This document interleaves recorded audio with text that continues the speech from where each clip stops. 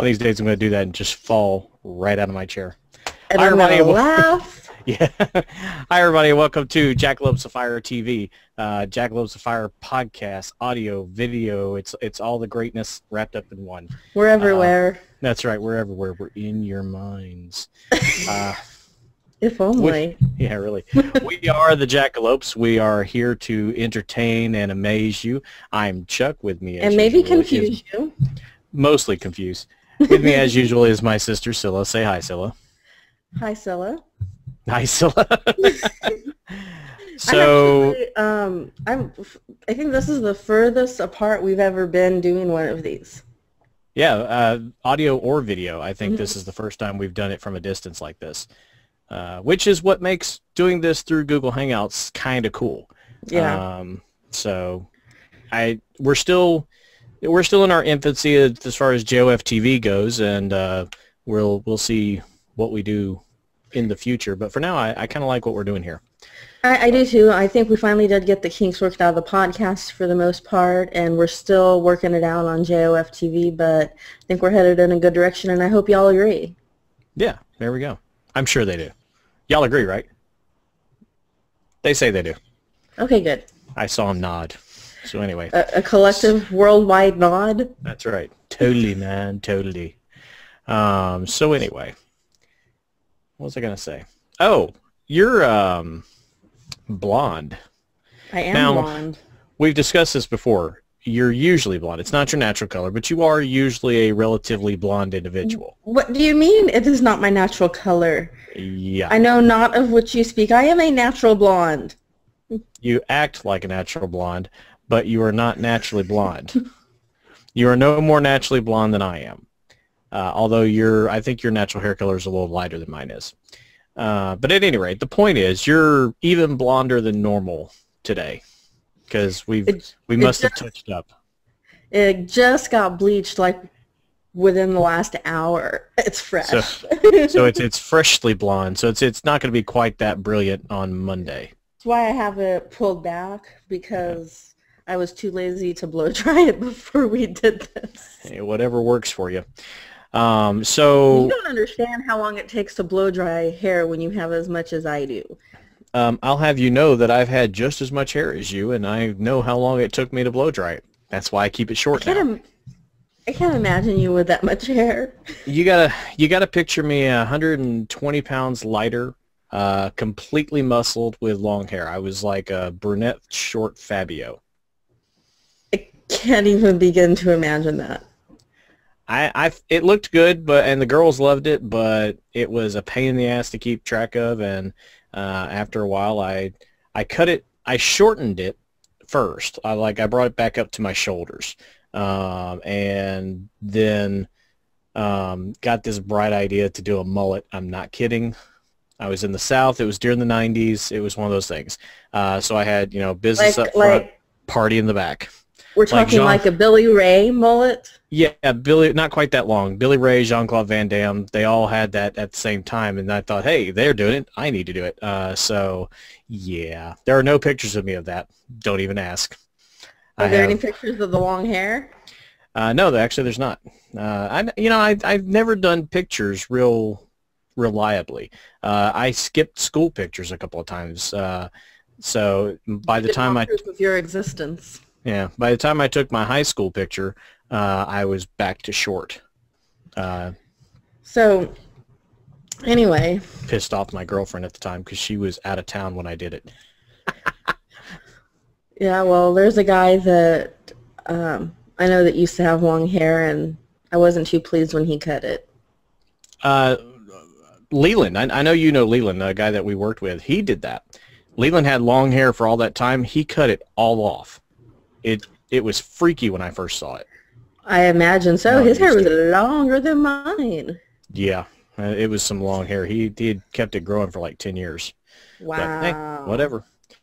Anyway, so I didn't like my video quality the last couple of times we did this, so I broke down and bought a new camera. Did you? Yep, I did. It's still not going to be super great because we are dealing with bandwidth issues with Google Hangouts. But if we get to the point where we can record these locally and then upload them reliably and quickly and, with audio and all that, this is going to be pretty cool because it actually records up to 720 instead of the low def that the built-in camera did. So I did. I only spent $50 on it. I got it at Logitech 310. It was I got it at Fry's, and I spent $50 on it, so not bad. Yeah. So anyway. So we have a lot to talk about today. Yes, we do. So first thing I want to go into, because I think it's going to take the most amount of time, is last weekend I saw the new Star Trek movie. You saw it too, but you had already seen it. It was a repeat performance for you. Yes. But last week I saw the new Star Trek movie, and I was pleased. Pleased. It was a good movie. I did like it. It felt long at some points, and I don't like it when a movie feels long. There were a couple of points where I'm like, okay, this has got to be getting to the end. But for the most part, I did enjoy the movie. I am every bit as still amazed with the cast this time around as I was with the last movie. The fact that they did casting on well-established characters with well-established actors, they recast those roles so well. Yeah, they did a brilliant casting job. Some names we knew, some names we didn't. Anton Yelchin being an example of one that we didn't know as the new Chekhov. Brilliant casting job all around, I think. Both the first movie and this one. Of course, because they added a couple of people for this movie, obviously. Right. You know, it was. You're right. It's a long movie. The Star Trek movies have traditionally been kind of long, and these two are not afraid to get in there and really drag it out. But to me, it never felt slow. It never. Because some movies that get that long, you have that slow, sluggish point of the movie where you're like, all right, let's go, come on, move along. And by the end of it, while you enjoyed the movie, you can point out points where they could have taken that out and gone, okay, shorten that by 15, 20 minutes, and you're good. This one, I personally didn't find any fault with the timing or the length of the movie. Now, I do understand that not everybody agrees with me, obviously. Yeah, and like I said, I mean, it was a good movie. I've sat through 3-hour movies before that didn't feel 3 hours long. This felt every bit of the amount of time it took to play the movie, but it was an enjoyable movie. Right. Now, I think that for as skeptical as I was about anybody but Shatner playing Kirk, I have to say both movies, Chris Pine has done an excellent job. You know, and that's so weird to me that you even have that kind of an opinion. And I'm not trying to offend or anything, but you're not a fan of the original series. You're a fan of the Next Generation. Right. So it seems strange to me that anybody that isn't really a fan of the original series would even care who played the original Kirk, who played Kirk. There are certain characters, not just in Star Trek, but in the history of television and movies, that are just iconic. Kirk is one of those characters. Leonard Nimoy as Spock is one of those characters. They're just iconic. I understand that. I get that, and I felt the same way. You know, I'm like, oh man, really, a new Kirk? I don't know that they can pull that off. And I was actually more worried about Bones. DeForest Kelley, he brought so much to that character. I didn't think it could be recaptured, and I think that the new guy whose name is escaping me at the moment, Carl Urban. Thank you. Carl Urban is doing a phenomenal job. Of course, I like Carl anyway. I've liked everything he's done so far. I didn't realize how, until I sat down recently and rewatched it, how many roles he played throughout Hercules and especially Xena. Was he in that? He played Cupid, and then later in Xena he played Caesar. No, I was not aware of that. So watching this Star Trek movie as opposed to the last one, having just seen him in those roles, it was kind of more enjoyable for me to compare his acting. Um, because that's the thing about the shows like Hercules and Xena that use the same actors for multiple roles, and just change up the look, because like Cupid had blonde spiky hair, Caesar had like a bowl cut dark hair, so very different look unless you knew it was the actor. It's hard to recognize. He had a Caesar style haircut. Yeah, that. There's a reason that it was shaped like that. It's named after a Caesar. Anyway, he played those two roles so well, I mean, differently and well on the same show. So seeing him in this role, it kind of just, to me, cemented what a good actor he is. Fair enough. Yeah, and you can tell just by watching it, if you're a fan of the series, the original series and the movies, you can see how big a deal it was to him to recapture the magic of Bones. Bones is such a great character, and he has really nailed that character, and in a way that I don't think anybody else could have. And the nice part is that with all these other actors, such as Spock and Kirk and Chekhov and Sulu and Uhura, they're all just a little different than the original. They're slightly different characters. Not Bones. He's Bones. He didn't change a bit, and he's the only one in the two movies that didn't change as far as characterization goes, and it works. Honestly, I think the one that changed the most, in my opinion, keeping in mind that my knowledge of the original series is somewhat limited, although not non-existent either. My opinion, the one that got the most change was Scotty. Scotty, his background changed, but they all changed significantly. Even Kirk, while it's still cowboy, it's still Kirk.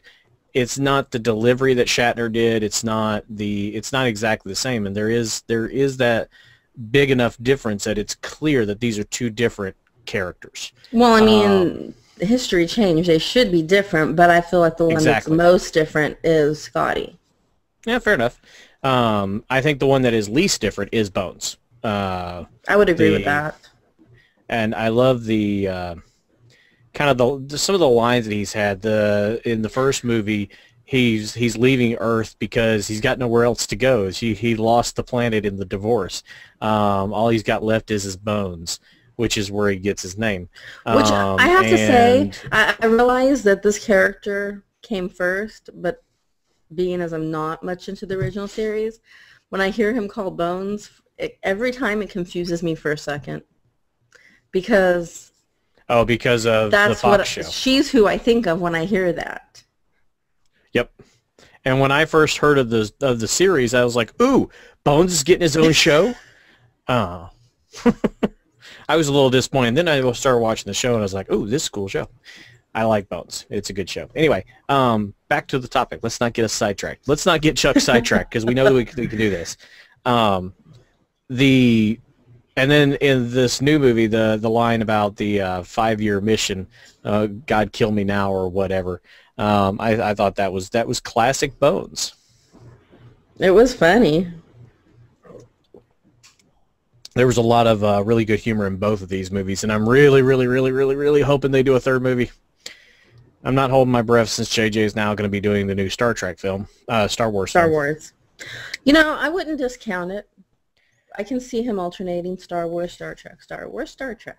As busy as he's been, I don't know that he can. So we'll just have to wait and see. You really think they're going to let him get away with not doing a third movie as successful as these two have been? I don't think that they're going to not have a third movie. I think there will be a third movie. I think it's going to be real difficult to get JJ on board as the director. So him producing it's one thing, but directing is a whole other thing. It takes a lot. He helped write the story. He directed it. He produced it. It was his film for both of these movies. Star Wars is going to be the same way. I don't know that he's got the time to do a third Star Trek film while he's working on Star Wars. And I You guess got we'll to think see. Star Wars is 2 years away from now. That's if they get started on time. They're expecting a summer of 2015 release. So We'll we'll just see. have to wait and see. Yeah. Um, So, one of the complaints that I saw online about the new Star Trek movie was how sexist it is. I saw you post that, and I don't know where that's coming from. How is this? Okay, first of all, how is it any more sexist than anything Star Trek's ever done? First of all, I Um, completely disagree. I don't think it's sexist at all. Actually think it's quite the opposite. I mean, there's several strong woman moments. The one that comes to mind specifically is when they were going to face the Now, wait, wait, wait, Klingons. wait, wait.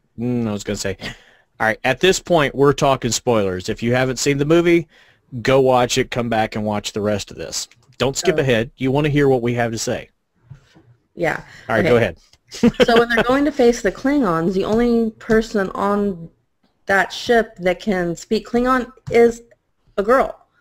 I Right. mean, the Uhura comes on and, and goes out there and faces down a squadron of Klingons by herself. It didn't work out the way she wanted, but she had the balls to walk out there and do it. If that's completely the opposite of sexist. exactly. I think, and then that's just the one that comes to mind. There were actually a lot of strong female moments in that movie, which, I'll be the first one to say if I think there's too much weak female stuff. Right. That's kind of your pet peeve.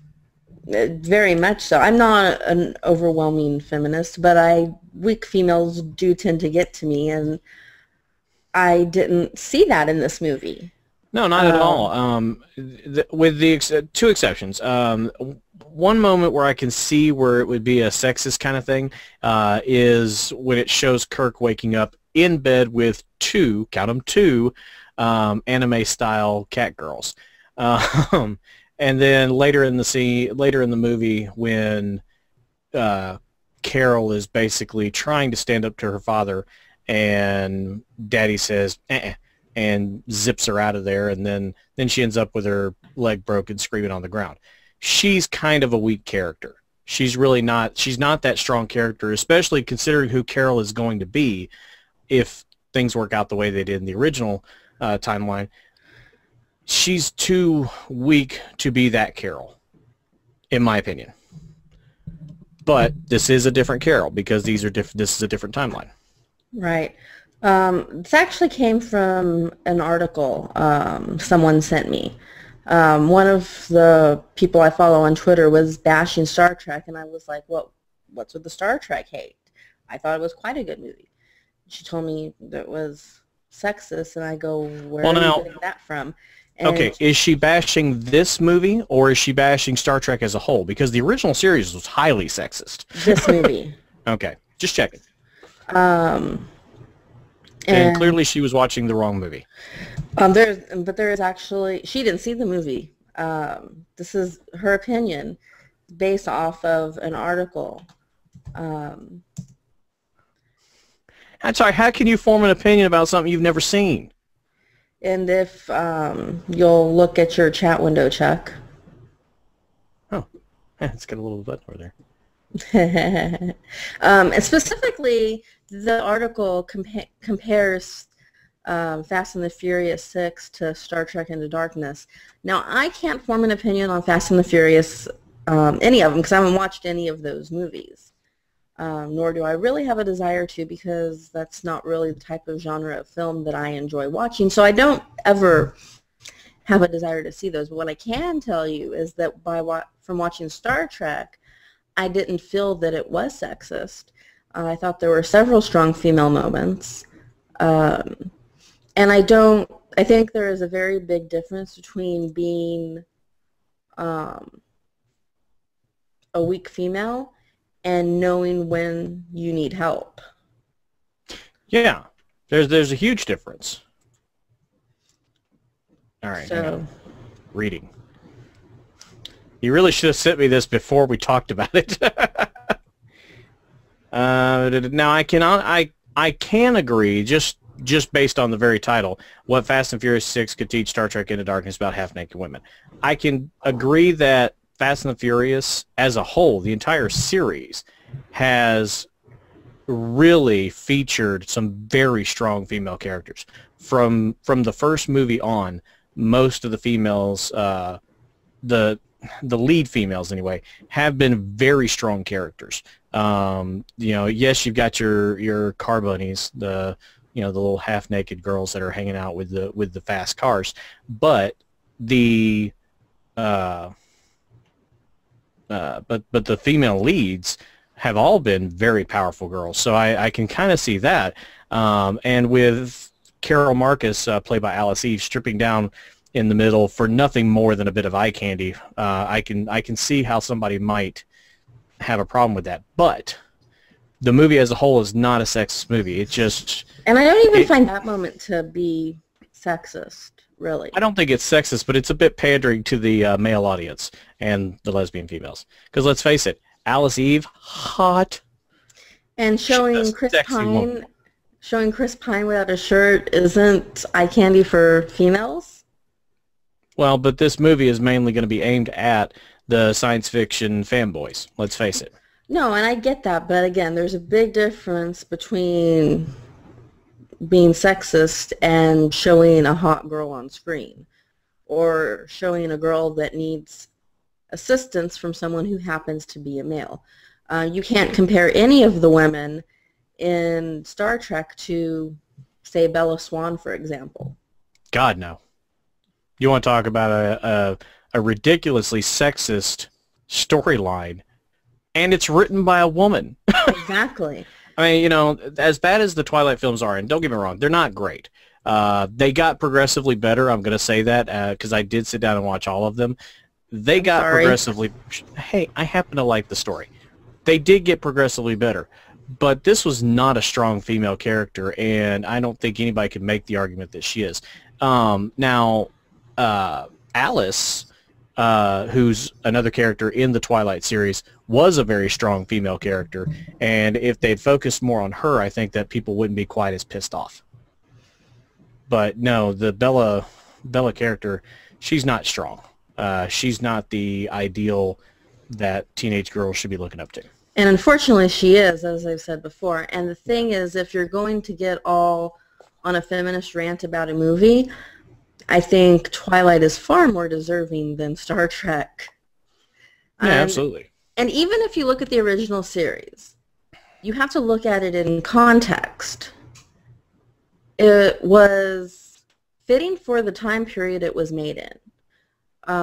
If they had made the movies in the same vein as the TV show was, then yes, by today's standards, it would be sexist.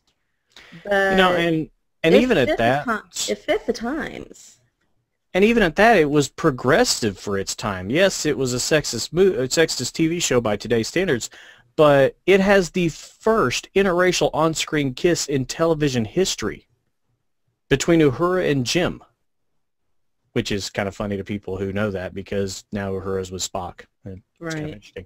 But anyway, yeah, I mean, it's a progressive TV show, to be honest. It originated a lot of the concepts that are now science fact. It introduced a lot of technology that we hoped would exist in the future, and now it does, like the communicators. That's a cell phone, folks. If it weren't for those communicators on Star Trek, we would not have cell phones. So I just, the original series, yes, it was very sexist, but it was also very progressive in other ways. And this show is, bless you, this movie anyway, is nowhere near as bad as the original series was. And I think that anybody who makes that opinion without watching the film is really kind of hurting their own credibility. And it was clear to me the author of the article did see the film. Mm-hmm. I just can't agree with any of their opinions, though. I think they're so far off base.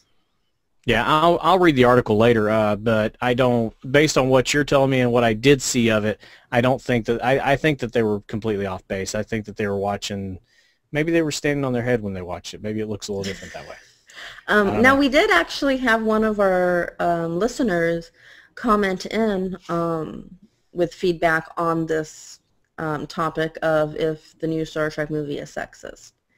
Okay. And it was a listener named Bethany.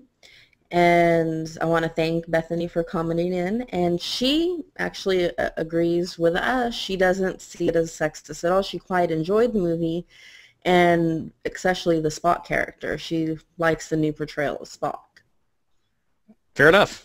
So other than this article and the person that sent it to me, I haven't been able to find anybody else that thinks it's sexist. Can't imagine this is a popular opinion, but it is an opinion that kind of caught me off guard because it seems so, like, Out of where are they left pulling field. it from? Exactly. Yeah. Exactly. You know, some people, what are you going to do? Some people's kids, I tell you. Oh, God.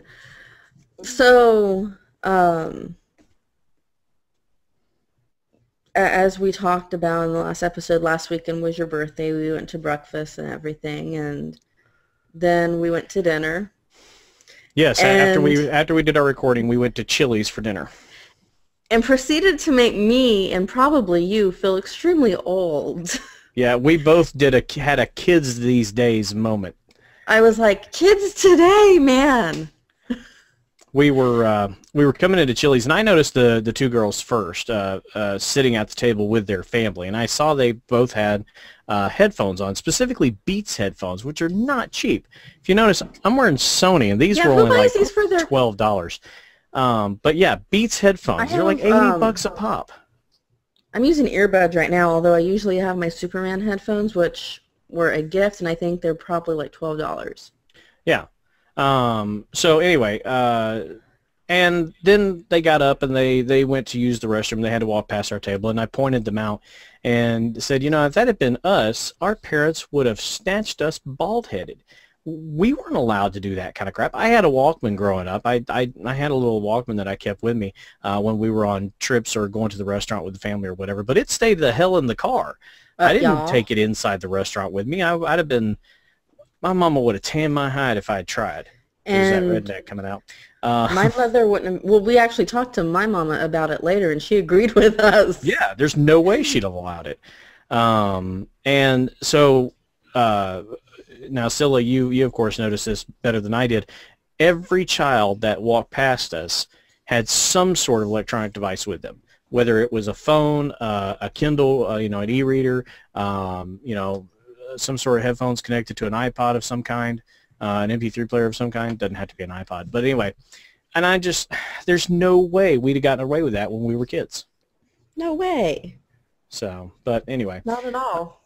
It definitely made us feel a little old because we both were kind of like kids these days, man. They've got no respect for the family meal. But you know what?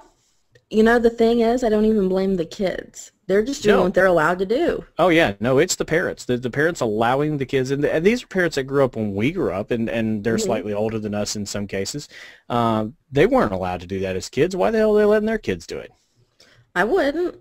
That's kind of like, it's kind of like parents who allow their kids to have TVs and video games and, computers in their bedrooms.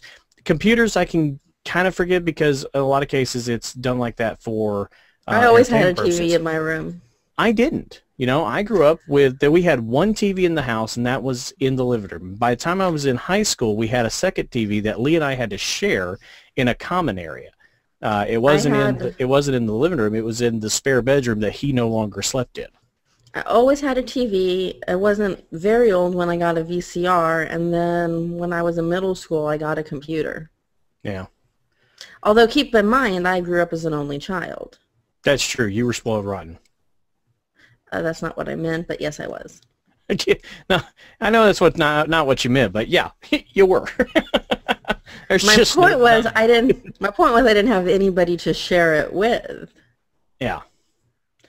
So anyway, dog counts. No, the dog doesn't count.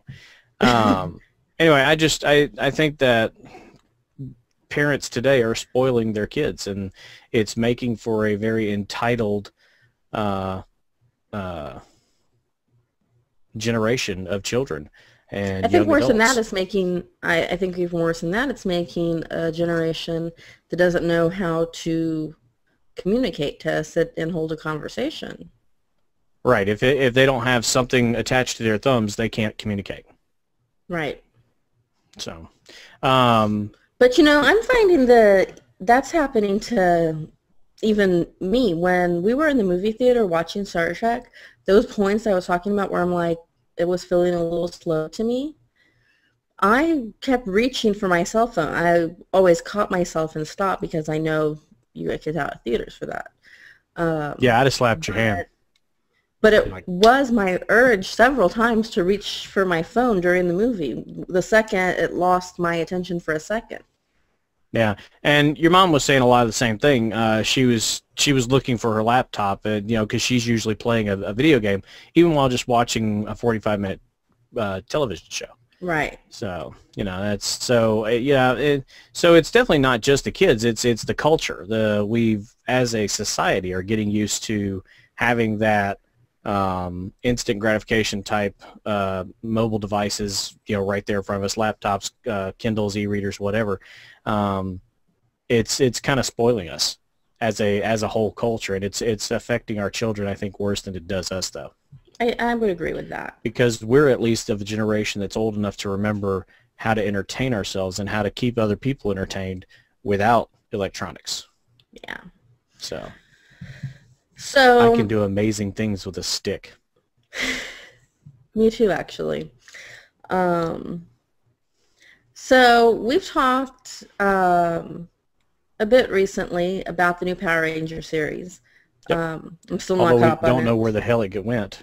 It aired today. Oh, did the new episode air today? Yes. Okay. So now I'm I gotta 3 go check and episodes see behind. I gotta see if it recorded. And I'm going to actually try to catch up this week. So you were missing 2 episodes from before it went off the air. Yeah. And I just never You've bothered had to 2 months and never bothered to watch them. That's how interested I am in it. Right on. And now that I know what I know, I'm even less interested, but I'm getting to that. Really? What? Nothing. Go ahead. So we now know, first of all, it's going to be a Super Megaforce episode where we see Veteran Ranger show up. Okay, so it'll be the next season of Megaforce. Right. Okay, And we now much like they know, did with Samurai. and we now know which Veteran Rangers are going to show up, and I'm going to tell you in a minute. One of them is Jason David Frank, reprising the role of Tommy Oliver. That's my shocked face. I have to say, he talked to TMZ about it and was talking about how he would do it for $1. It was for the fans and how grateful he was to the fans. And I really like the way he approached it. Whatever bad things anybody has said about him over the years, he seems to actually care a lot about the fans. Just from what I've gathered recently about him. I give him major props for that. Yeah, I mean, he almost had to have, because he wouldn't have kept coming back over all these years. I mean, how many times has he, first of all, how long did he play Tommy? And then how many times has he come back? So it's not a surprise that for the big anniversary, he's back. Now, we all know I was hoping that Steve Cardenas, Rocky, would come back. Unfortunately, he's not. They didn't offer him enough money to warrant him leaving his business for that long a time. It sucks, but how long was he going to be gone? A week? I don't know. But he said there basically wasn't enough money in it for him, and there wasn't enough character development. Yeah. Well, now, hang on. That sort of suggests that we're going to see a multiple episode thing. I don't know. I honestly don't know. My best guess, I actually think it's going to be, we're going to be lucky if it's a 2-parter. I don't expect to see more than 1 episode. I think Forever Red was only 1 episode, but I think it's going to be like that. And I think that's going to be very... Whatever you just said, you cut out. Repeat that. Oh, I think it's going to be very rushed, just like Forever Red. Oh. Yeah. Yeah, I get that. So, um, without further ado, I'll go ahead and fill you in on which Rangers you can expect to see. Um,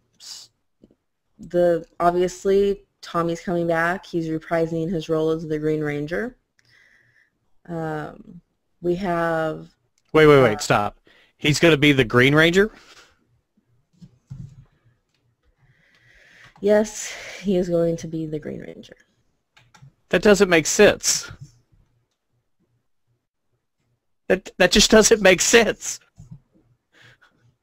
Black was his most recent color. Red I could kind of see.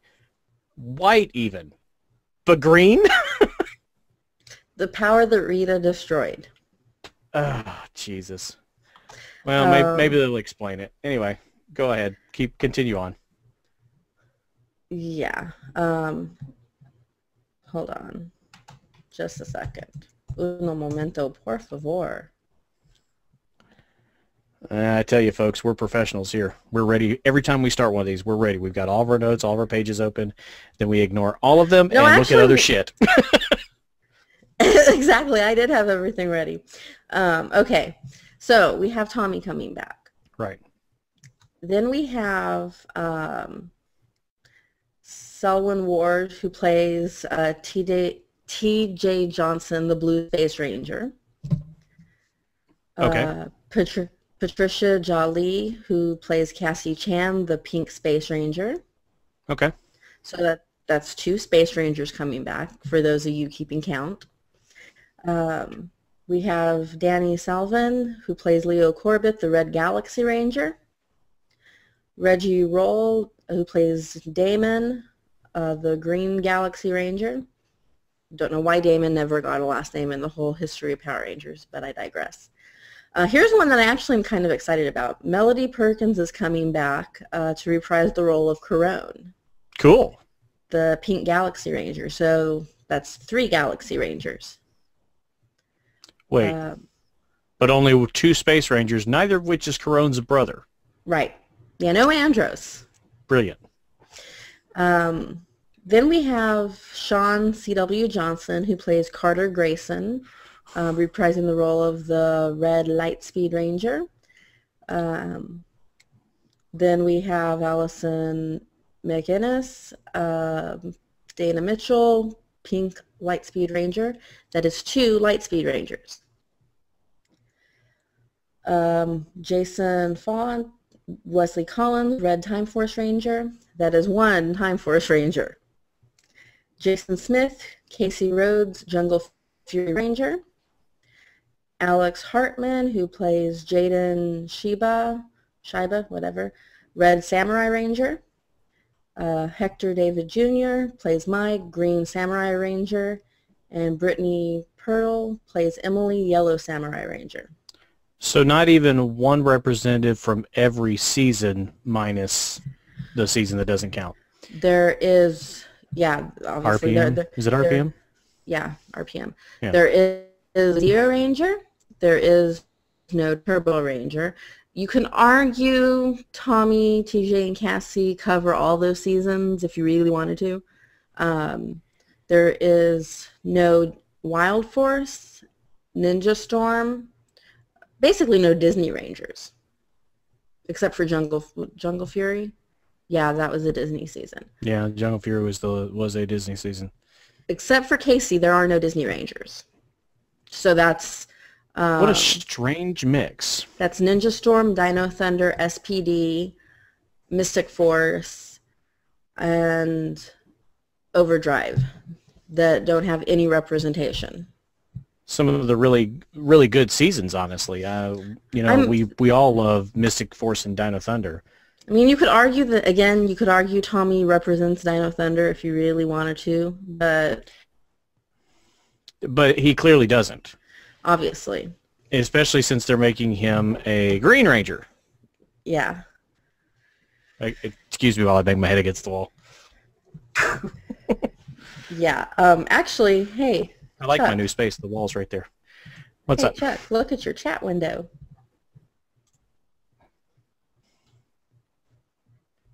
Okay. So, It's almost offensive. and I don't know if you can see that image. There's a picture that was posted on the Jason David Frank official fan page, and it shows some of the veteran rangers without their helmets, but you can also clearly see stunt doubles in the back in other Representing ranger all uniforms. the other years, yeah. Right. So I get the feeling we're going to see all the rangers. These are the ones we're going to see without helmets on. Yeah, voice and helmets. Right. Wow. I'm very disappointed, to be perfectly honest. I think it's a very sad mix. I'm just glad the Yellow Samurai Ranger's there because she was the only good thing about that show. See, I thought she's adorable. She's cute as hell. Obviously, I would have liked to seen Hunter and RJ back and Rocky for my own fangirlish reasons. But beyond that, it would have been nice to see Connor or Kira back. And one of the Wind Rangers, someone from Wild Force, preferably Taylor. I'd have been happy with an actual Mighty Morphin Ranger because I realize, yes, Tommy's there as the Green Ranger, but if, that's, number one, that's bad writing. No, unless they're going to say Tommy was pulled out of time somehow. That's going to be weird-ass writing to have him there as a Green Ranger. But if you look at that picture, he's clearly current Tommy. Yeah. It's not like they tried to put him in a long wig or something to show long hair. Right. He never had short hair as a Green Ranger. He never had the facial hair as a Green Ranger. It's really retarded. I mean, it's Black Ranger Tommy in the Green Ranger uniform. Right.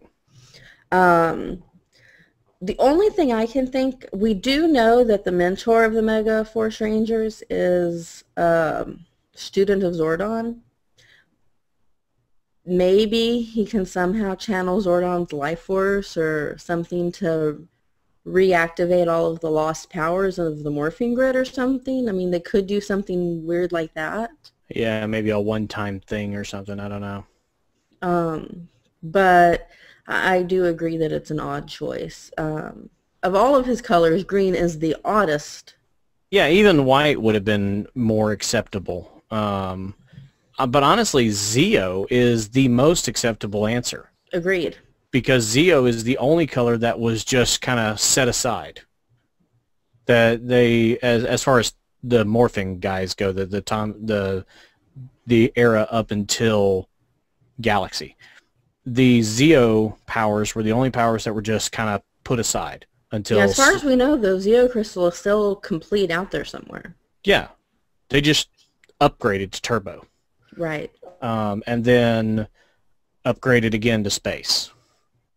They lost their turbo powers, but then they became the Space Rangers, and the Space Rangers put their stuff aside. So, but Tommy, he never stopped being a Zeo Ranger, not really. No, so Red Zeo Ranger would be the best option for him. And when you consider the fact the whole Green No More miniseries made it very clear that the Green Ranger power no longer existed. Right, there was a 5-part arc on it. Yep. Yeah, it was terrible to watch too. That's the I'm not kidding. Of the ones that I watched, Mighty Morphin was the hardest of those series to go back and rewatch because it's so long and terrible. They had, don't get me wrong, they had some good storylines, but it was 100,000 episodes of these same characters with very little progression. They would spend 6 weeks talking about one thing, and that was the problem with the original run because it was a daily show. Okay, that's what happens when you have a children's show 5 days a week. It's not like a soap opera. Yeah, exactly. And even soap operas are hard to watch with that much, with those many years worth of backstory. So I actually do like the new format of once a week and 20-something episodes and they're done. That's the way it ought to be. I would be okay with more episodes. I think Sentai's kind of got the right idea, but I don't think we'll ever see that many episodes in a season of Power Rangers again. No, and I'm kind of glad. But in any case, they get enough done. And even at that, with the way they're doing it now, Samurai and then Super Samurai, each team has 2 seasons to grow. Yeah. And I think that's going to work. Now, Samurai was a little hard to watch. Super Samurai it wasn't great. But I'm not too keen on Megaforce at this point. yeah, it's really just a nostalgia factor at this point. And it might be worth it to just wait until the reunion show. Well, now that I know not to, now that I know not to too many, now that, let me try that again.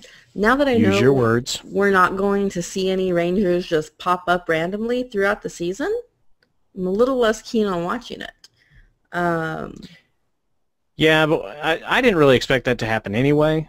I know that you were hoping for it, but I wasn't really expecting it. And now that I know the ones that are coming back, with the exception of Tommy, Carone, and possibly AC, I really don't care about the rest of them. Yeah, Carone was a pretty good character. I liked her. So, I don't know. We'll see. I'll keep recording and watching it and just see what happens. Yeah, I am disappointed in the official listing, though. I think it's sad that so many of them wouldn't come back due to monetary issues. I'm kind of surprised that we're not seeing Adam back. Now, yeah, I am too. And you have to remember, some of these people started the show as actors. Whereas, people like Jason David Frank, for example, he was just a martial artist that they thought looked good, so they put him in the role. He's really not an actor, not really. Whereas a lot of these people in later seasons were. Yeah, but a lot of the early Rangers were just martial artists. Well, I thought I was under the impression that Steve Cardenas was actually an actor. Oh no. Oh, okay. Well, then he's got no excuse, and he's a bitch. He's a martial artist. His business is his dojo. I'm sorry. That's, everybody's going to make their own choices in life. I think this would have been very cool. I think it would have been cooler if they could have gotten the whole original team, minus, of course, crap.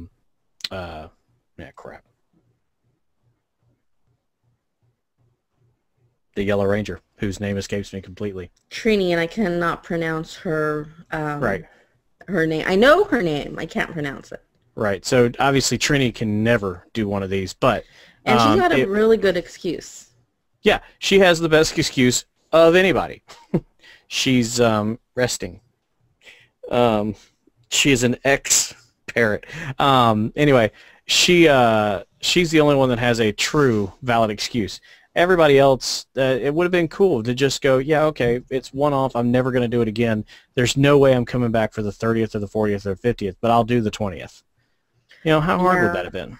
I would have liked to see Amy Jo Johnson do it. I realize that she's actually an established actress now and on to bigger and better things, but...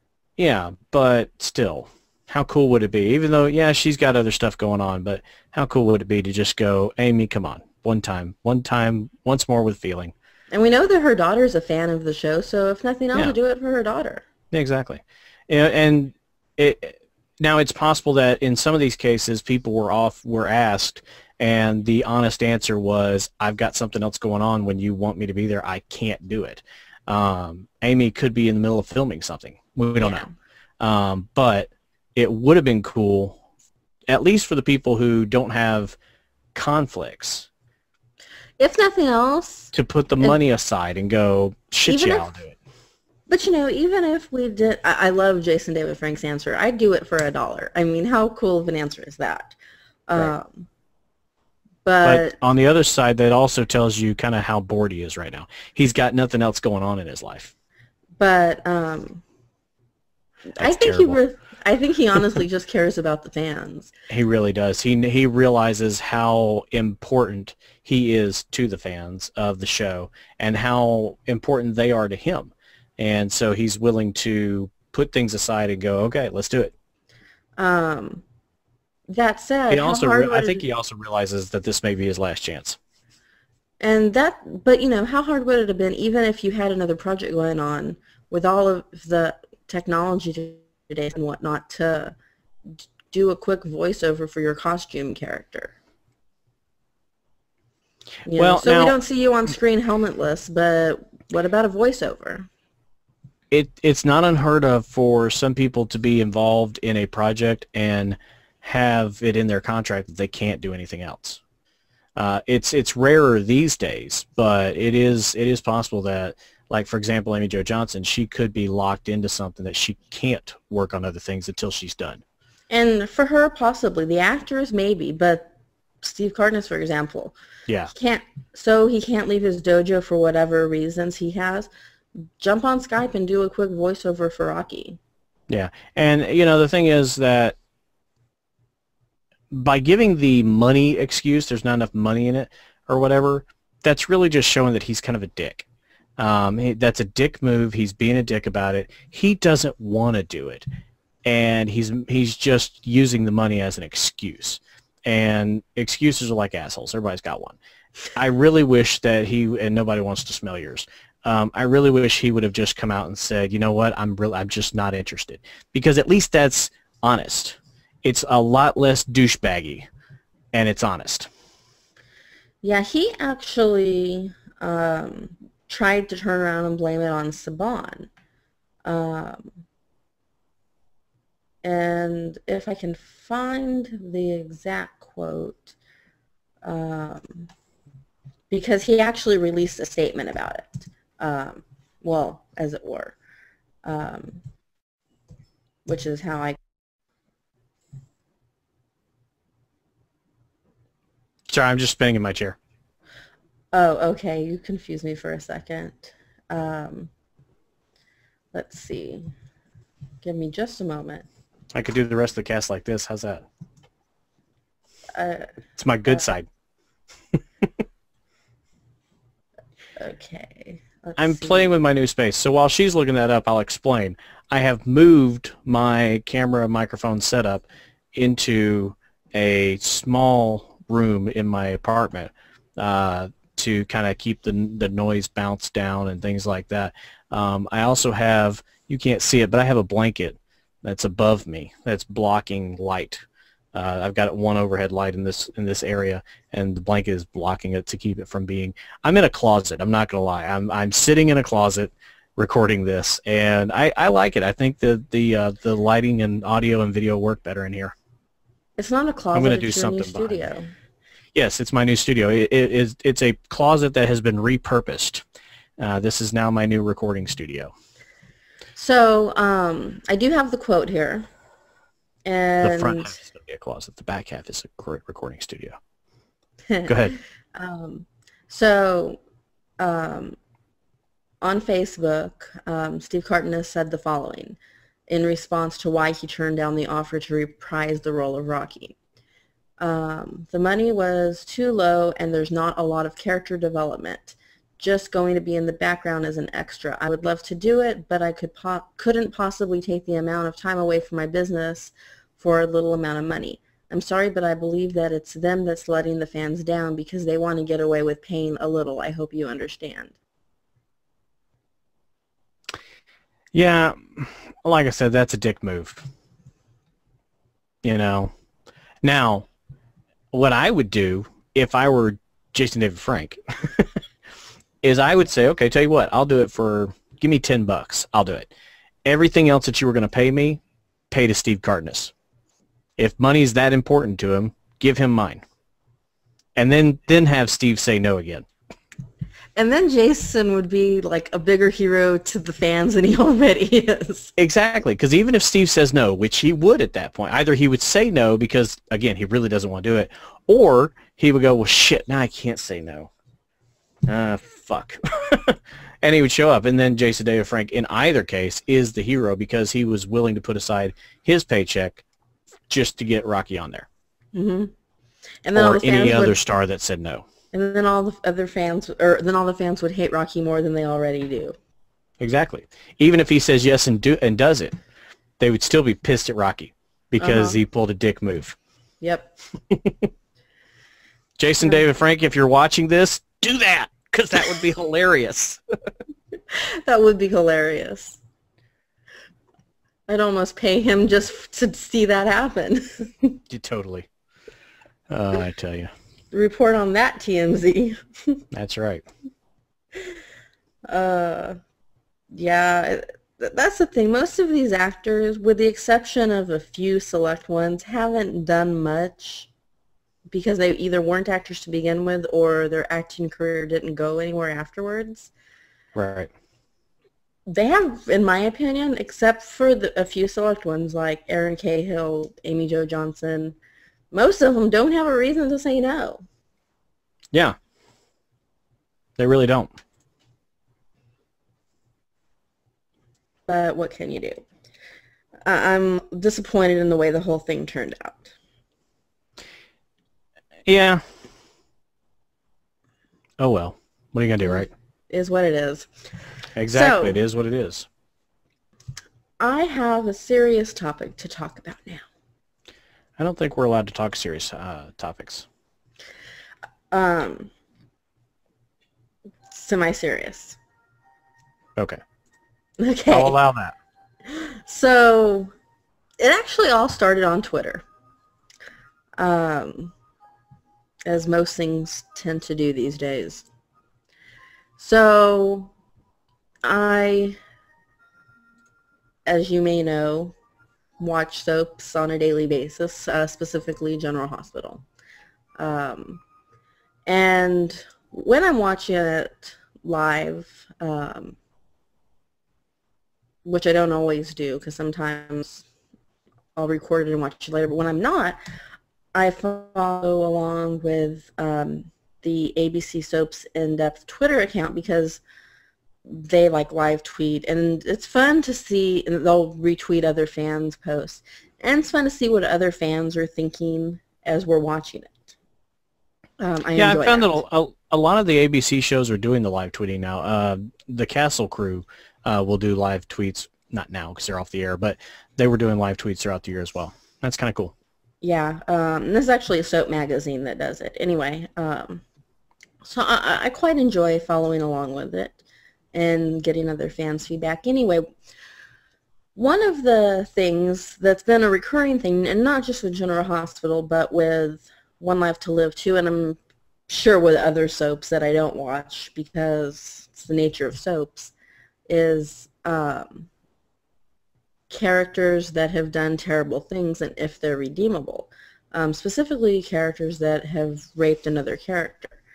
And someone tried to make the argument that once a male character rapes another character, at that point the character is basically dead, there's no redemption for them, which, as the editor of Soaps in Depth brought up so eloquently, Luke and Laura. Yeah, if anybody gets redemption, it's Luke. His first meeting, or not first meeting, but before he was dating Laura, he raped her. They ended up getting married and having 2 kids. So that kind of kills that theory right there. I got that one figured out, by the way. Rape or not, he must have a huge Johnson. God, that's bad. So, am I going to hell for that one? Probably. Is that on the list? Oh, yeah, probably. So this led to somewhat of a debate between me and someone else, actually, over the course of the last few months, several someone else's, that of what viewers are able to forgive from soap characters. And I think there's a very big difference between morals in fiction and reality. What I'm willing to accept from a character on TV is vastly different than what I will accept from someone in real life, and I think that's okay. Well, yeah, because it's fiction. It's not real. It's not like this individual actually went out and raped that actress, or this individual actually went out and cut that guy's throat. They're actors. They're just Exactly. fulfilling a story that was written by someone else. If anything, you should blame the writers. And if you're They're the bastards. and I don't think that you can say that things like rape or whatever are taboo subjects and can't be used in fiction. Because start saying that, then okay, so if we can't use rape, does that mean we also can't use murder? And if we can't use murder, then can we also not use drunk driving accidents? Because that might it's offend a somebody. slippery slope, because you end up saying, okay, no abortion, no rape, no murder, no drunk driving, no alcohol of any kind, no drug use, no cigarette smoking, no drinking. I already said that. So you end up with a bunch of Amish people. Exactly. All Amish all the time. Amish TV. Oh, God. I have a new idea. JoF TV presents Amish Life. Well, I'm churning the butter today. That's terrible. I should not make fun of the Amish people, but they're really not going to get mad about it because they're not watching it. I guarantee you we don't have any Amish viewers. That's right. Might have some former Amish viewer that never went home after Rumspringa, but if they're watching it, then they're okay with it because they left anyway. Not to mention that whole turn the other cheek thing. So, I don't think that, and I've seen that too, well, rape is a serious topic. It shouldn't be fictionalized. Well, you know what? There's a lot of sensitive topics that are fictionalized. That's kind of the nature of fiction, is drama. You take things that could happen but didn't. Fiction. Yeah. I think that if you start trying to limit what is triggery to one person, then you get on a slippery slope of, well, if that's going to trigger this person, was this going to trigger another person? And pretty soon you have no storylines. Yeah, exactly. You have no actual entertainment allowed because everything is sensitive to someone. Zombie movies, vampire movies, you won't have any of that crap because the undead is sensitive to the Christians because they don't believe that they exist. That's one example. It's just it's one thing after another. You can't say you shouldn't fictionalize that because it's too sensitive a topic. I think you absolutely should fictionalize it because I also think that you should be realistic with the handling of it. Don't sensationalize it. Don't for lack of a better term, honor it. Show what could happen, but show the repercussions of it as well. It's my one problem with Luke and Laura, other than the fact that I just don't give a shit about Luke and Laura. The fact that he raped her and then goes on to marry her and have kids with her, and they're the love story of eternity, that's bullshit. That would never have happened. She would be so traumatized by that fact, she would never go near him again. I really wish that they had done realistic repercussions for that particular act. And in a lot of cases, you do see realistic repercussions for the various acts, whether it's murder, incest, whatever. And just for the record, just because you see a male character on a soap rape a female character doesn't mean that character needs to go, because just like in real life, the character may make it to trial, but not all rapists end up in prison. Yeah, absolutely. Nor should every character. It's not a death sentence for the character or the actor on the show. Right. It needs to be handled with respect, and it needs to be handled in a realistic manner. Sometimes, yes, they go to jail. Sometimes they get away with it. Now, that being said, I think that there are some subjects that are taboo in my opinion, but I would never tell a show or a writer, please God, don't do that. Like, I have a real problem with anything that deals with the harming of a child, whether it's molestation, kidnapping, the prostitution of children, murdering of children. That's why I can never watch SVU, Law and Order SVU, because half the damn stories are about kids. And I enjoy that show, but you don't, so you choose not to watch it. Exactly. And so that's the point. If I don't like it, I turn the channel, and if you don't like something, you turn the fucking channel. don't go railing against the writers and the actors. And this is taking things that are clearly not moral in real life and turning it into entertainment is the nature of soap operas. Yeah, it absolutely is. If any of that stuff offends you, you shouldn't be watching soap operas. Right. Since the days of soap operas, back to Luke and Laura, and I'm sure maybe even before that, there have been rapists, murderers, con artists. Just controversial topics in general. Ever since it was on radio. That is the nature of soaps.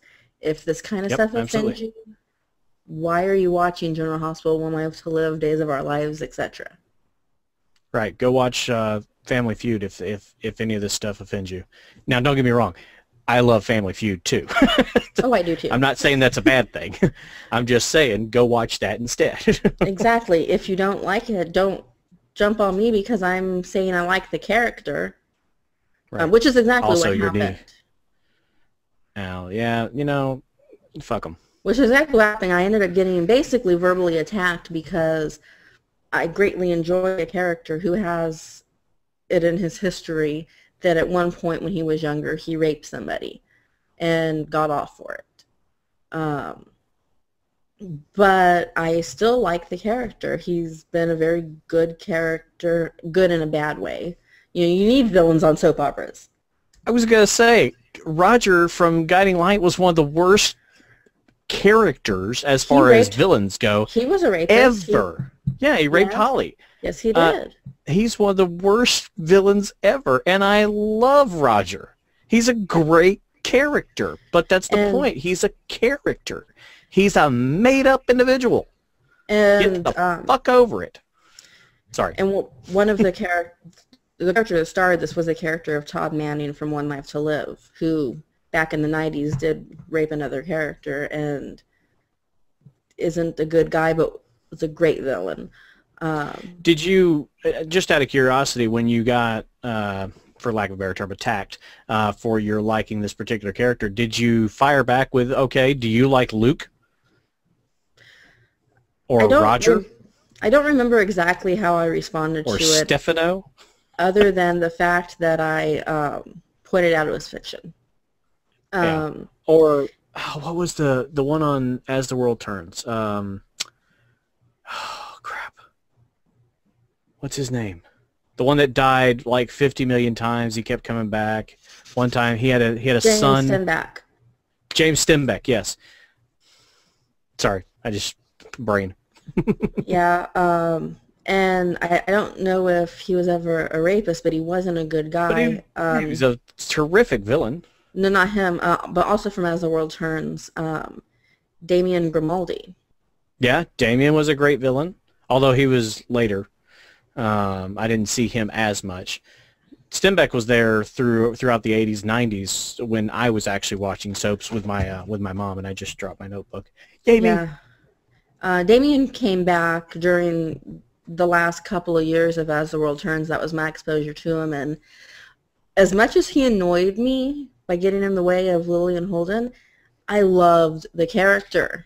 Yeah, because that's how they introduced him, because he's Lily's ex-husband. Mm-hmm. They introduced him when Lily met him back in the 90s. Right. Or late 80s, whenever. And then on One Life to Live, you have Todd Manning, who is right up there with some of the most notorious soap villains of all time. Which is how this got brought up again, because the actor that played Todd, and as I discussed this before, the whole One Life to Live General Hospital lawsuit thing, as it turns out, the character that actor ended up playing on General Hospital turned out to be the character of Robert Franco, which was the character that was originated by James Franco when he did his stint on General Hospital. So they basically put him in as a recast. Okay. And the thing about this character is Franco never raped anybody. He set it up to make it look like he did and make people think he did. But it was from the get-go, from the time years ago, a couple of years back when James Franco played the character. they left it open-ended where even the audience didn't know if it really was a rape or not. And now they're coming back and filling in the gaps and saying, no, he didn't rape her, he just made her think that he did. I'm sorry. That's the dumbest thing ever. Why would you make someone think you raped them? Shouldn't it be the other way around? Shouldn't you actually rape them and make them think you didn't? Well, except for the fact that he didn't actually want to. He didn't want to hurt her. He wanted to hurt her husband. Okay, so why not just convince her that she slept with him willingly?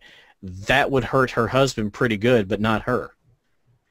He set it up so that the husband had to watch everything up to the point when it was supposedly happening or not happening, and then covered the camera and left the rest of it to his imagination just to torture him. Dum dum dum. I'm sorry, that's weak writing. You get a look-alike and fuck her for real. But in any case, this came up again, and well, this Franco is a murderer. He's done all these horrible things, and you've recasted the role, so you're clearly going to have this character around for a while, and you've made him unredeemable. Well, I don't think he's unredeemable. He did some bad things, but in Soapland, there's loopholes in the law. Yeah, and there's no such thing as an unredeemable character in soap operas. Even Barnabas Collins, who's the original soap opera vampire from Dark Shadows, you don't get much darker than a vampire. Even he was redeemed throughout the series. And in fact, he went back and forth a lot. So there's no such thing as unredeemable. No, exactly. So I think the whole thing... Exactly. In soap operas. Yeah, let's clarify. Go ahead. That's kind of the point here. The line between reality and fiction are two completely different sets of morals. Absolutely. And even at that, I think that the line between what we would call just primetime drama and soap operas is also different. Soap operas have their own rules. And then primetime drama has its own rules, and then real life has the real rules. It kind of depends on which primetime drama, because Dallas can pretty much get away with anything a soap opera can. Yeah. Yeah, because now, to be fair, Dallas is not a primetime drama as much as it is a soap opera. Dallas was originally designed as a primetime soap.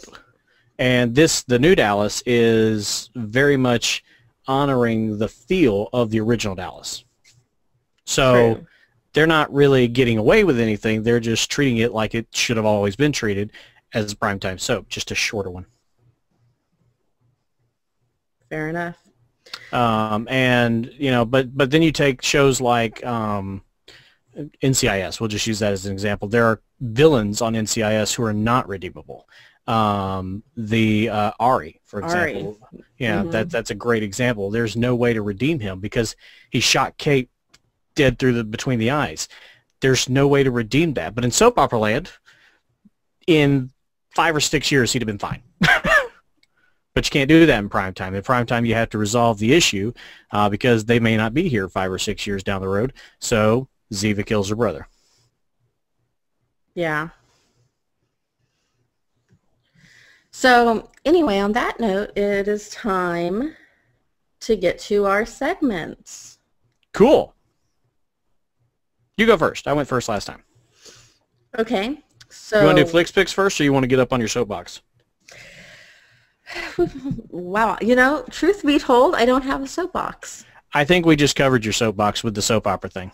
That pretty much was my soapbox. That really soap opera, is. Soapbox, it all worked well.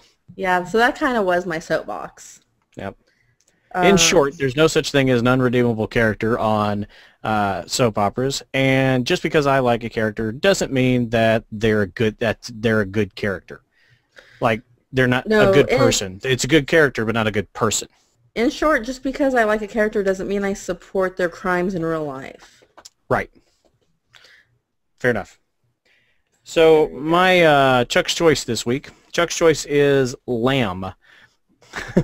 It's a book. The entire title of this book is called Lamb, The Gospel According to Biff, Christ's Childhood Pal. It's written by an author named Christopher Moore, and he writes funny fiction books. So this is not a true story. It's not really supposed to be part of the Bible. But what it is, it's presented as a it really is. It's Jesus' best friend growing up, and it tells the story of Jesus from about age 6 to about age 30 when he gets baptized and becomes the prophet, the Messiah, whatever. And it explains how Jesus went from when he first decided that he needed to learn how to be the Messiah, he seeks out the 3 wise men who came on the night of his birth and presented him with the gifts. So it tells that story, but in a very funny way. It's hilarious. He becomes a Buddhist monk at one point. It's a very fun read. If you like funny stories, if you like a little bit of irreverent humor, this definitely it kind of throws it in the face of the Christians and the Jews. So if you've got a good sense of humor about religion, I think this is a great book for you. Again, it's called Lamb, The Gospel According to Biff, Christ's Childhood Pal, and it's by Christopher Moore. He's got a series of books. All of them are funny.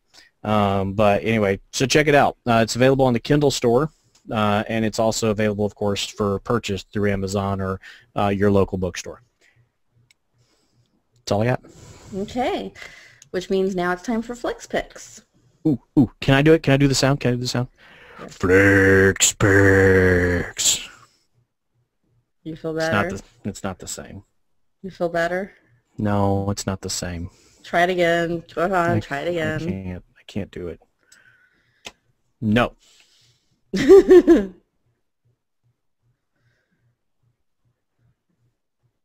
Just go. No, you go first. I have my soapbox first. You go Flicks Picks first. So anyway, so Flicks Picks this week. I actually have 3 completely different choices. They're not a genre. They don't have anything to do with each other, other than there's British people in all of them. Yep, there we go. Anyway, my first one is The Hunt for Red October. This is actually based on an old Tom Clancy book from the 80s. It tells the story of a Russian submarine commander that decides to defect to the United States, and in doing so, he steals a Russian sub, the most high-tech Russian sub ever created at that time. He steals it and brings it to the United States and defects. And the other side of the story is the CIA operative who figures out that he's defecting and helps him get to America and hide the sub. It stars Sean Connery, that great Irish actor, Scottish. That great Scottish actor. He's not Irish. He's Scottish. Big difference. Exactly. Anyway, Sean Connery, that great Scottish actor, as a Russian submarine commander. I'm sorry. He didn't even try. It's just Sean Connery talking. He's got no Russian accent whatsoever. But it doesn't really hurt the film, so go ahead and watch it anyway. Also has Alec Baldwin as the CIA operative, who is actually the star of the story, Jack Ryan. And it's the same character that Harrison Ford plays in Clear and Present Danger. His name is Jack Ryan, and he's a CIA operative, and he works for James Earl Jones. Really great movie. If you've never seen it, now's a good time to watch it. It's available on Netflix, of course. If you have seen it and you haven't seen it in a while, it's a good time to rewatch it. And in fact, I might even rewatch it tonight. Then my next pick is Battlestar Galactica. This is the including the miniseries and the whole series that Sci-Fi ran, starting back in 2003, 2004, something like that. Really good series. It retold the story of Battlestar Galactica from the 70s. Really good series. If you've never seen it, Edward James Olmos, you can't go wrong there. It's also got Tricia Helfer, who has been popping up in all kinds of crap lately, including Burn Notice and other things. And she's got a new series coming out this year. And we love Tricia Helfer. And my last pick is A Fish Called Wanda. Okay, now first we had an action film, then we had a sci-fi. Now we've got a comedy. Fish Called Wanda, starring John Cleese, Michael Palin, Jamie Lee Curtis, and Kevin, not Costner, Kevin, help me out here. Kevin. Smith? No. I can't think of his name. Anyway, it's a Kevin, but it's not Kevin Costner. Anyway, they all appeared in Fierce Creatures several years later. But this is Fish Called Wanda. It's set in Great Britain. John Cleese is a judge. Wanda's his mistress, and Kevin's her brother. No, Michael's her brother. Anyway, it's a great movie. Check it out. Just trust me on that one. It's a really good comedy. Fish Called Wanda. Okay, my turn. Yes, your turn. So I think this one I may or may not have done before. In fact, I'm pretty sure I have, but either way, I'm going to do it again if I have. Okay. Melissa and Joey. Yes, you have, but that's okay. It just came back on, and if you haven't been watching it, go catch up and start watching it. Great show. Really enjoyed the season premiere, so this season is gearing to be every bit as good, if not better, than the previous seasons. So check it out on Netflix and then start watching it on ABC Family. For those of you that don't know anything about it, stars Melissa Joan Hart, Joey Lawrence. Basically, it's kind of like who's the boss of the new generation. That's the impression I got too. I haven't actually had a chance to sit down and watch it, so I haven't formed an opinion of it. But it does seem to be who's the boss for the 21st century. Pretty much is. Nothing wrong with that. And I love the chemistry between Melissa Joan Hart and Joey Lawrence. They play really well off each other. And everything Melissa Joan Hart has done has always been really above board. She's done a really good job. So, like I said, I just haven't had a chance to watch this one. She's one of the few child actresses that actually came out of it okay. Yeah, she didn't go nuts. No. Amanda Bynes, take notes. I'm not talking about her. Oh, I will say this. I'm sorry. Since you mentioned her, I want to say this one thing. Because one of the people that I follow retweeted something that she said recently on Twitter. She says, and I quote, "I'm not crazy." Okay, whether you are or you are not crazy, tweeting it to everybody that you're not is not proving anything. No. You're really just enforcing the fact that you might be nuts. Just wanted to say that. Go ahead. The whole Amanda Bynes thing really makes me sad because I was such a big fan of hers at one point. She was never that great of an actress to begin with. I don't know why people are so fascinated with her now. I just wish she'd get help. Anyway, my next I just wish she'd shut the fuck up. Well, that too. My next pick is a show you may have heard of called Dinosaurs. Not the mama. Is Dinosaurs on Netflix? It is. Where's my cue? I'll be right back. It stars a dinosaur, and actually the real star is the baby dinosaur. And it's just a very cute little comedy. It's a bunch of Jim Henson Muppets. But not your traditional Muppets. It was the Muppet Studio, but these are not your traditional Muppets. Right. They're not Muppets, but they are built by the Jim Henson workshop. But they're not Muppets. But it is very funny. It's a very good show. It takes a lot of 90s humor and it's kind of like the Flintstones in the sense it takes modern humor and tries to make it prehistoric. And that's a really good description of it. It's the Flintstones with actual dinosaurs. Exactly. Yeah.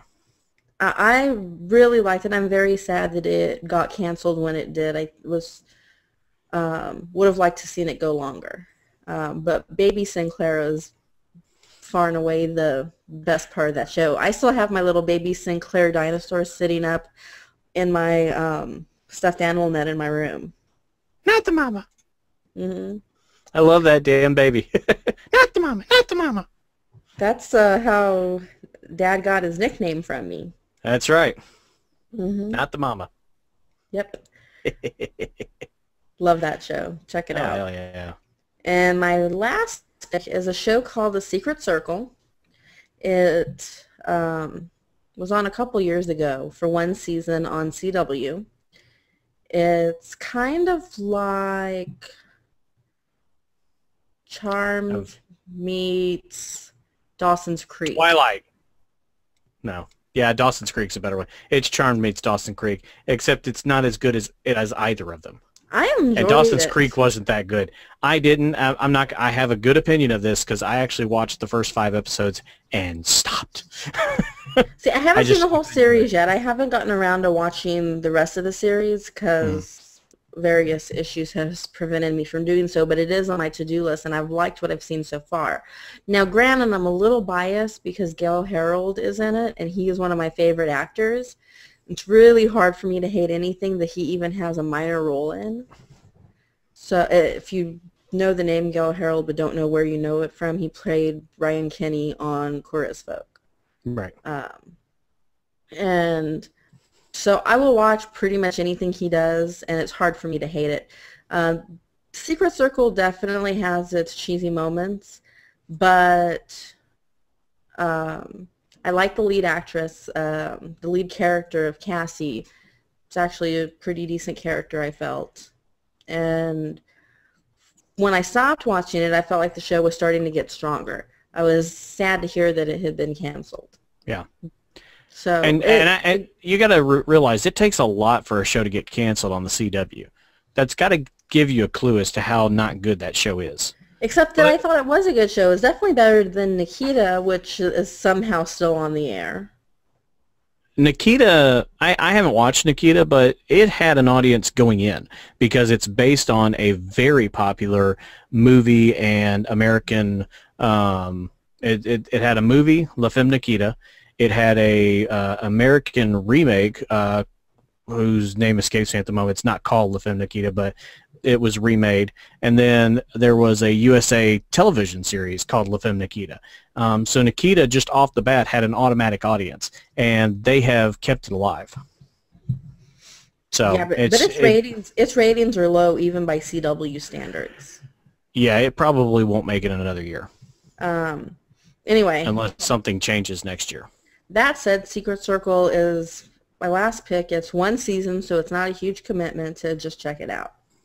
Fair enough. And it's certainly better than some of the stuff that has been on the air in the past. I can't really think of anything off the top of my head, but, you know, I'm sure there's some. Oh, American Dad. There's a good one. Gotta hate that show. Me too. Now, speaking of TV shows, I know this is we're kind of wrapping up Flix Picks, but just to throw a show out there that is currently on the air, just started. It's 4 episodes in. It's called Save Me. There's Thursday nights on NBC, 8/7 Central. It stars Anne Hesh and Michael Landis, and it is hilarious. I love that show. I haven't seen it. It looked like it was going to be kind of funny, but I don't expect that to last. I bet they finish out their order and that's it. We'll never see it again. I'm hoping that that's not the case. Yeah. I hope it gets watched because it's hilarious. I actually rewatched the first 4 episodes last night to introduce my grandma to the show, who also now likes it.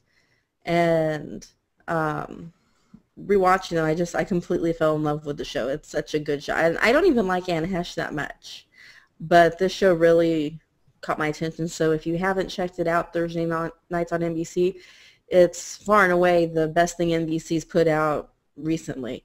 And I realize that doesn't say much considering some of what they've put out recently. I'm also not sure that that's an accurate statement. There's got to be something better that NBC's put out. Recently? If nothing else, yeah. I liked their, what was it? The Animal Hospital one with Joanna Garcia. No, only thing I really liked on NBC I can't recently think of the name of it. is, I think that was Animal Hospital. I think that's what it was called. Oh, well, okay, there you go. I thought it was really good, but it didn't make it, unfortunately. I did like Whitney and Guys with Kids. Save Me is even better. Oh, and Guys with Kids got canceled, didn't it? It did, as did I'm still Whitney. pissed about that. Yeah.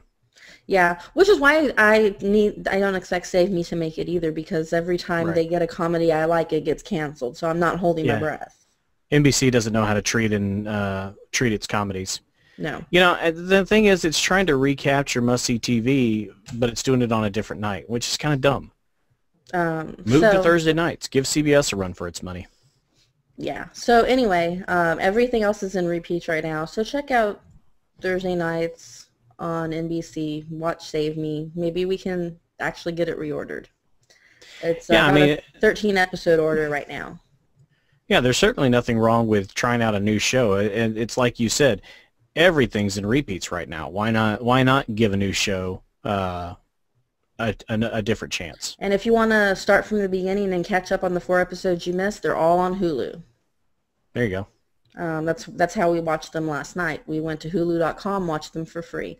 And 2 of the episodes, we actually got to skip commercial breaks by clicking on that.